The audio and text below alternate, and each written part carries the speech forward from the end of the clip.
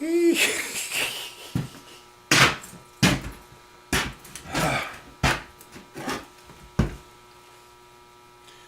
don't even speak blonde. Can you believe it? Okay, me and this fucking camera are having our date. So I'm in the middle of telling a fucking story, and I think the camera is off and it's actually still on. You know, most people would give up, but I'm determined. I'm just determined now. Alright, I'm gonna do this goddamn film. And the hell of it. And thank you, Bernie, for shoveling my snow, brother. Alright. Jeez. So anyways, okay, so I met a guy. You know, you ever meet a guy before? Yeah, well, he was a man. He was a man's man. He was kind of like a biblical version of John Wayne, but he was a big man. Good, you know, probably 400 pounds. But anyways, so Win Worley, Haglish Baptist Church. This man had a secular and you know, I think he had a master's degree in secular and biblical history. But the guy was like, he just poked the guy, man, and history would come out of him. And that's when I always did. I was always intrigued about history. And, but this guy got me right into it, man. Like, just right into it. Man, you know, to have these kinds of influences when you're young would have been awesome. Because, you know, if a young, you know, man or a young woman, you know, I don't know. It's just too fucking bad, man. I think I would have went to become a history professor, but then they just boot me out for being politically incorrect anyways. But I'd probably be old enough to have the pension by the time they started pulling shit like that and what they did on Mr. Peterson. Okay, so yeah, I fell in love with history and stuff, and so like that's what I wish that they, you know, you're hearing that 9,000 Christian churches, you know, were fucking closed down. Well, what is the function of the church? I don't see them proactive. I mean, when I first moved to the neighborhood I'm at, it was a tough move. Like, I got here and everything else, and then the job went awry. Out of 3 months, I got one paycheck. It went down fucking, you know, it wasn't a good scene. I was at a low, man. I was just low. And I just wanted to go somewhere and you know, maybe just talk to somebody, or a preacher. I figured a preacher, you know, in a church. Every fucking church door was locked. Every one I phoned, nobody pick up. It's like, well, hey, you can come do our worship service. Worship? How worship?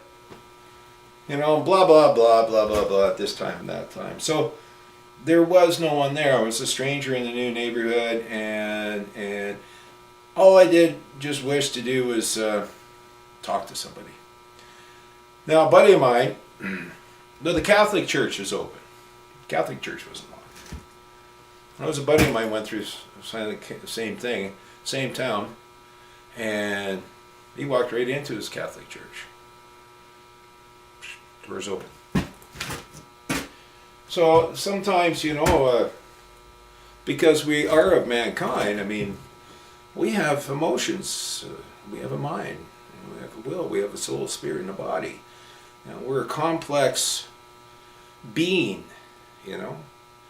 And yeah, it's not all about black and white. It's not all computerized. It's all not about numbers. And we are unique to this planet. I mean, there's a lot of us, and we're all the same. But every one of us is unique, and every one of us has something to offer. And that's the critical part about being able to freely express yourself, to free speech, to having a free press that can let people know what's going on. Not some public servants qualified accredited free press only. That's completely wrong. When our public service, when this de facto government starts running the free press, it's not free press at all. And you're about to go down, man. This nation is about to go down. The chaos that these guys are creating, the division. You know, diversity is cool.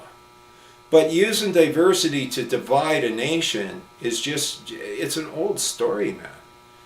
People do that. I mean, I hear the guys talking about the shills coming into, I like to call them ne'er-do-wells, that come in and they start dividing up, you know, like the Wexit people and stuff. Fuck them. And it's easy enough to play. Like, I've seen guys that do this lots. I've seen groups of guys or been part of a group of guys, whether it was workers or, you know, friends or whatever, and where you see one is playing everybody against each other. I've seen it a number of times. They're easy to fucking spot. But, you know, you have to call them out on their shit. You have to call them out on their shit. And they get very indignant. They go with righteous indignation. I remember this one guy that was doing that. He was trying to play my best friend and me and another guy who was, that we knew fairly well. He was playing us all against each other. You know, calling us brother, this and that. No, me and my brother, we saw this. And I said, hey, what's going on with this guy? You know, you notice this? Did he say that? You say anything? Oh, yeah, he said this, and yeah, and he said the same thing about you. And he's been saying that a lot about the shit that this other guy's been saying. So we just fucking dumped him. No, we didn't fucking do anything to him or anything else. We kept our word with whatever word that we were keeping with the guy at the time or whatever. You go your way, we'll go our way. And that was basically, you know, that was basically where my heart was at. Fuck him, you know. And if he got something extra out of us for being an ass, he can choke on it. I don't care. You know, go build on it. Enjoy your fucking life. But you're a thief and you're a fucking liar and you're a ne'er-do-well. And so, like, you know, well, there we go. I mean, if your enemy's hungry, give him some fucking food. If he's thirsty, give him something to drink. Don't poison his water, and don't piss on his bread. Now, so getting back to, so this is a long pause, and staying within the thought process. Okay, this is staying within that thought process and the subject.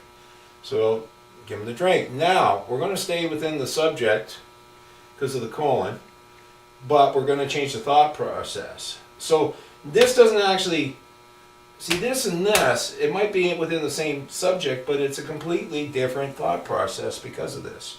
So, for thou shalt heap coals of fire upon his head, and the Lord shall reward thee. And back in the old days, that's how they would carry. And if you lost your fire and had no means of creating a new fire, the problem is your family would starve, your family would freeze, your family would do without. Okay, so I mean, they probably had to boil water back in the old days quite a bit. Who knows? Who knows? I didn't live there. You know, I'm not a first-hand verifiable witness to what they did, but I do have some insights because of guys like Wynne and history books that I've read, that I've read, and so on and so forth, and you know, and just, you know, looking at other countries even today, how people manage and carry stuff. So it wasn't, thou shalt heap coals, thou. Okay, here's the you, okay? See, I like thou better than you, because this is singular, right? Thou shalt heap coals of fire upon his head. So if the guy's fire is out, and that's what would happen if your enemy comes to you looking for fire, right? Because we're staying within this. If we're staying within the same subject matter here, okay, then you fill up his fucking pot with, don't give him one coal, and then take bets that he isn't going to make it back in time to make a fire out of it, or you know, enjoy the fact that that you know, it's going to take him all day to get a full fire going before he can fucking eat, and make fun of him behind his back, you know, you know, about his troubles and his family's troubles. That happens quite a bit here, and I'm noticing it's very predominant within people with the political ideologies. There's a lot of hatred going on, despising, and so we're standing in coals heaped upon his head, and the Lord shall reward thee. Now, if he who is in you is greater than he who is in the world, and you know, say you're a big banger, and so you are, you know, you are part of the elements, you're part of the universe because you come from the universe, okay? Whatever the Lord is in your life, whatever you believe it to be, okay? Because man has the ability to believe, mankind. So, the way I like to put it, I tell people, you know, don't carry other people's baggage. I was trying to explain this to my daughter, one of my daughters, one time about carrying baggage. She's, you know, she's a chick, man. She's a girly girl for sure, but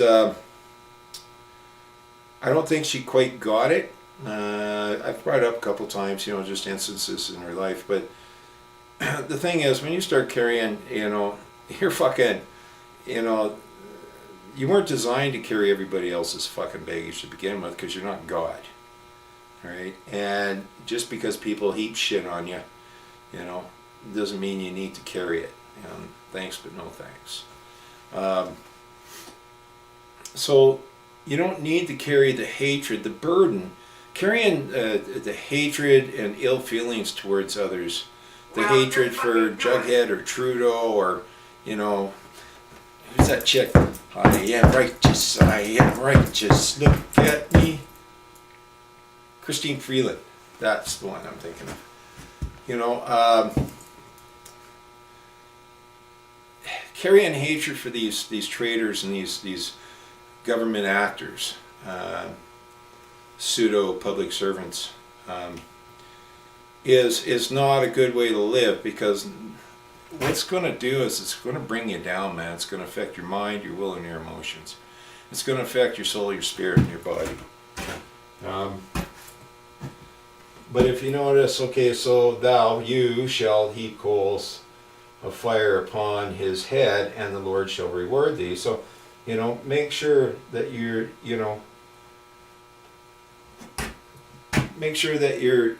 giving, and you're not doing it to expect something from the fucker. And by doing the good turn, good for evil,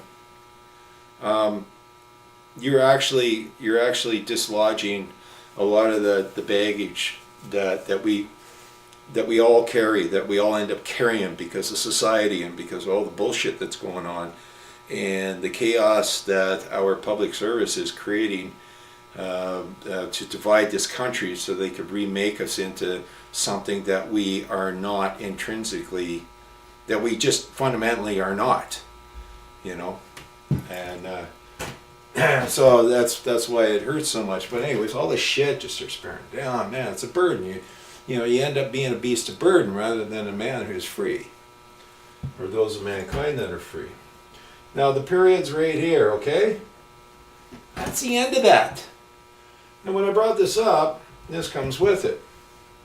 And I think this is where a lot of people, well, first off, people just don't know their fucking history. They don't, you know, they don't look back at, you know, if you're reading the New Testament, somebody was in Ephesus doing this or doing that, you know, people don't read about Ephesus, you know, 2,000 years ago, Ephesus, or whatever you want to call it.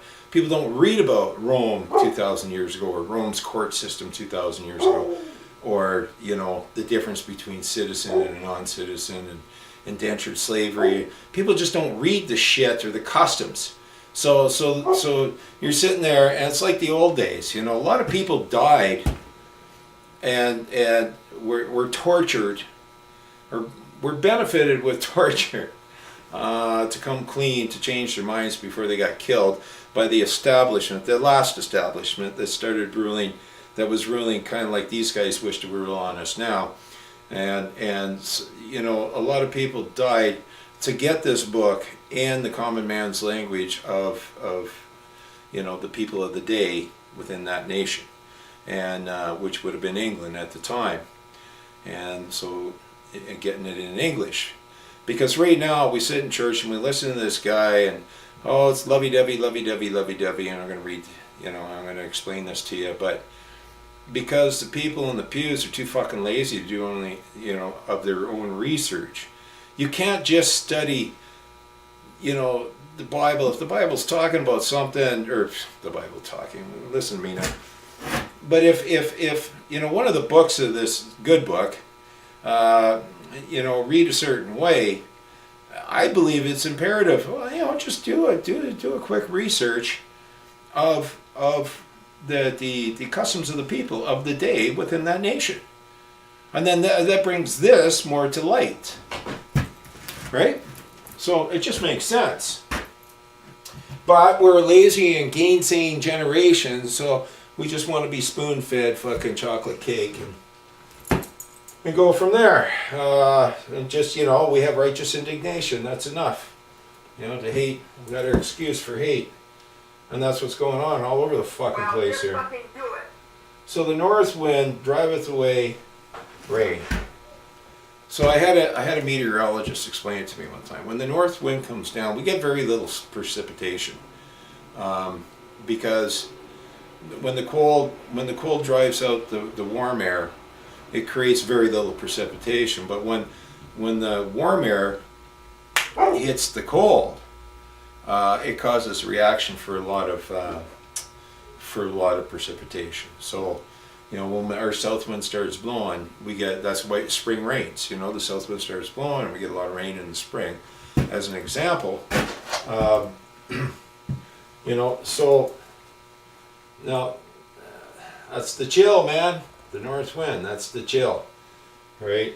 And driveth away the rain. So does angry countenance a backbiting tongue. Now, what does rain bring?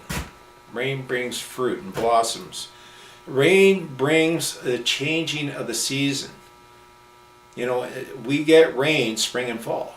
Those are our rainy seasons. You know, in the fall, we'll get the rain. And, well, if snow, you know, like today in my extension cord, but we get the snow, and you know, we're going, is it the 20th days of winter yet? But anyways, yeah, the changing of the seasons brings the moisture.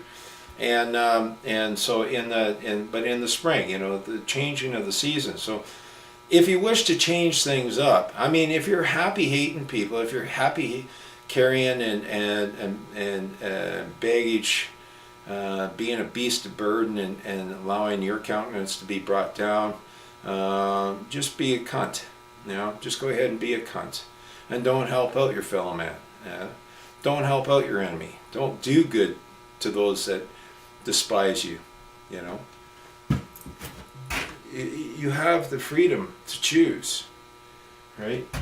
But anyways, you know, the north wind drive away the rain. So you want to be a shill,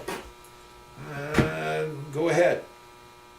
But you may miss many blessings, you know, that will blossom up. You're missing the chance to water the tree and have it create the blossoms and bear the fruit of the tree. You know, you're going to stay arid and dry like a desert. And so does an angry countenance. And that's the thing. So you can feel good about hating this guy, or you can feel better and have a whole shitload of burden off your shoulders, even if this guy still hates you. You know, look, man, I lost my fire, my family's fucking freezing, I don't want to be here, I hate your fucking guts, but I need some coal, man. Alright, here you go, here, let's make sure you got enough for your family. Let him carry the fucking baggage. That's his issue. If he wishes to hang on to that crap, okay, you don't have to. How many stories are there in the past of one good turn creating many for people. It's just fucking amazing. But we don't look at that anymore. We don't look at any of this stuff. We just look at the doom and the gloom, and the sky is falling in, and we're all going to cry wolf, and you must. That's all I hear from our public servants. You must. Well, who the fuck is you? Because I ain't you. I am I. So does an angry countenance. Oh, geez, was I just yelling? You know? Yeah, backbiting tongue. Right? So it's easy to go ahead and call people Nazis and white racists, white supremacists. And you notice the people that are doing this shit are angry, mean, nasty folks. The ones I've been seeing. It's crazy. It's nuts. And these guys believe that, well, they're being financed. I mean, this is all creation. This didn't happen by accident. Everything that's going on within our nation is happening by design. It's just totally obvious to me. If it's not obvious to you, that's fine. Prove it. I don't have to. Just look around and it'll prove itself. Right? I mean, look at the NHL. What's his face? That other guy. Another traitor. But I ain't carrying his fucking baggage, Mr. McLean's baggage. He's got a great name, too. It suits that McLean magazine. You know that man that worked for McLean's magazine that come out and wished everybody to die in a car accident because they were supporting PPC? Really? Really? And those are the elites that are running the country. These are the elites that are within this de facto government. These are the elites that are being paid off by the de facto government to propagandize their bullshit upon you. All right. So this ended here. Okay, the period's right here. So this is this. This is a new subject, and it ended here. There was a period there. So somebody, whoever wrote that, did wish to put in, another subject, and that's like, hey, listen, man, you want to be dry and unfruitful. Just be a backbiting son of a bitch, an angry, backbiting son of a bitch, backstab motherfucker. Today, what they're doing is they're, with the hatred that they're breeding between neighbor to neighbor within this nation, through they're using the righteous indignation, and they're breeding the hatred so that neighbors become rats to their neighbor. Exactly what the communists do. Exactly what the socialists do. This is exactly what they did behind the Iron Curtain. This is exactly what they did in China. Exactly what they did in Burma and whatever. But this is not a new trick. A lot of people don't realize Yugoslavia was a religious war. It was Orthodox, Greek Orthodox, and it was Muslim, and it was Catholics. And this was a religious war in Yugoslavia. And so it was the division and hatred that's been built up over the years towards each other that caused this. Now you will find in history, like Spain, or even going further back, the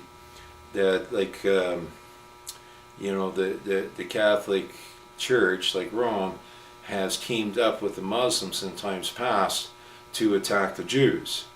The Jews, the Hebrews, and then they go back to fighting. But they have things in common, like they have things in common. It's not for me to say what's in common. That's for you to figure out. And so, like, it was the same thing in Serbia. You got your Orthodox, your Greek Orthodox Christian style, and then you got your Catholic Christian style, and then you have your